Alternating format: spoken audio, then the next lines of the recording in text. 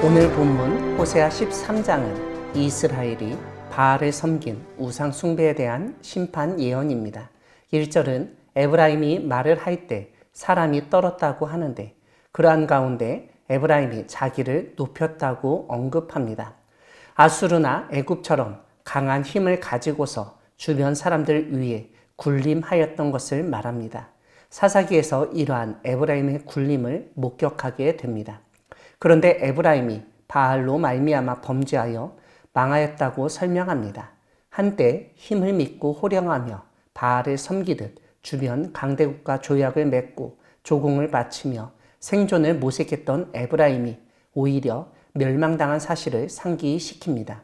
2절을 보면 이스라엘이 바알만 섬길 뿐만 아니라 더욱 범죄하였다고 알려줍니다. 은으로 자기를 위하여 송아지와 같은 우상을 부어 만들고 입맞추고 제사하였습니다. 이런 이스라엘에게 하나님은 아침 구름 같다고 쉬 사라지는 이슬 같다고 타작마당에서 광풍에 날리는 쭉정이 같다고 굴뚝에서 나가는 연기 같다고 말씀하십니다. 즉 있다가 금방 사라지는 허무하게 없어지는 존재라고 일깨우십니다.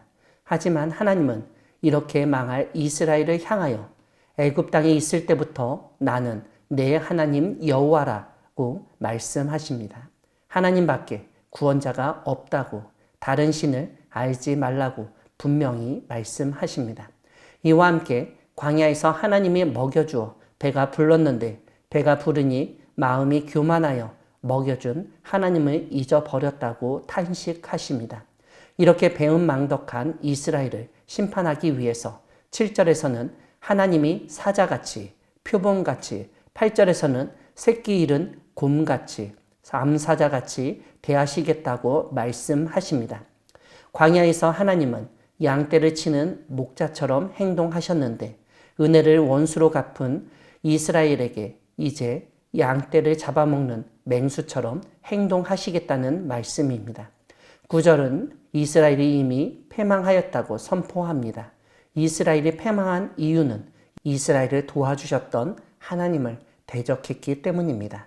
10절을 보면 이전에 왕과 지도자를 달라고 외쳤던 이스라엘에게 이제는 왕도 재판장도 없는 현실을 지적합니다. 하나님이 분노하셔서 이스라엘에게 왕을 주셨고 진노하여서 그 왕을 폐하였다고 말씀하십니다. 사실 이스라엘 역사를 보면 왕을 요구한 것부터가 불행이었습니다. 이스라엘의 진정한 왕이신 하나님을 버리고 인간적인 왕, 주변 나라와 같은 왕만을 요구했습니다. 하나님은 그때 그들의 요구를 들어주셨습니다. 그런데 절망적인 상황에서 왕은 백성에게 아무런 도움이 되지 못합니다. 심지어 나라가 망하는 상황에서 백성을 내버려 두고 도망치는 모습을 보게 됩니다. 이러한 왕과 달리 하나님만이 이스라엘을 도우실 수 있는데 이스라엘은 이런 하나님에게는 관심조차 갖지 않았습니다. 그것이 이스라엘의 가장 큰 문제였습니다.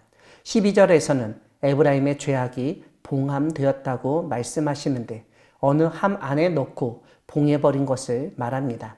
이것은 언제든지 에브라임의 죄를 열고 꺼내볼 수 있게 하시겠다는 뜻입니다.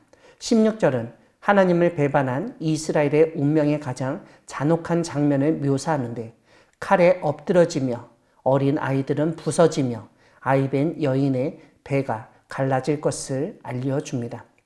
사랑하는 광야교회 성도 여러분, 하나님은 우리를 도우실 수 있는 분이시지만 하나님 아닌 다른 것을 섬기는 사람과 공동체는 망하게 하시는 분이십니다.